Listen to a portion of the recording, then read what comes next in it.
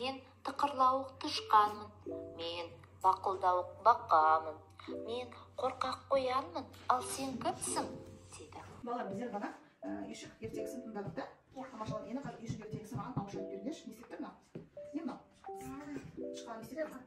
Үйге кірейін деп жатыр осы үйге, да? Бақа кіреді, да? Не істейді бақа?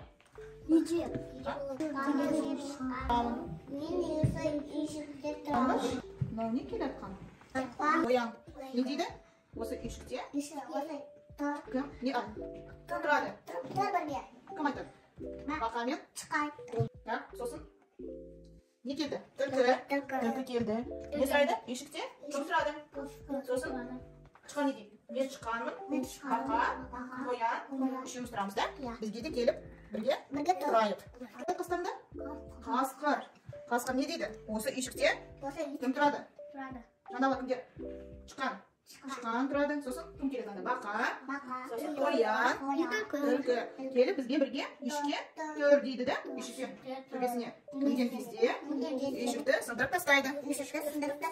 Жануарлар, аю, түлкі, бақа, тышқан, қоян, сосын қасқыр, қоян, сосын қасқыр бәрі үйшікті салуға кіріседі. Айтыңдар өздеріңіз. Суретке қарап шеш. Аю, сосын не? Тышқан, бақа, қоян, үйшікті салуға жарайсыңдар. Бұрынғыдан үйшік салуға мықты үйшік салды. Молодцы. Ғалымсыңдар ертегі. Қазір біз сіздерге кейіпкерлерді ұсыным деп тұр. Қай ертегіден кейіпкерлерді тауып аламыз, жарай ма? Так, мына қандай кейіпкер? Қай ертегі? Бауырсақ ертегісінде. Жарайсыңдар. Ал мынау? Еті киген мысық, жарайсыңдар. Ал мынау? Алтын балық. Молодцы, жарайсыңдар.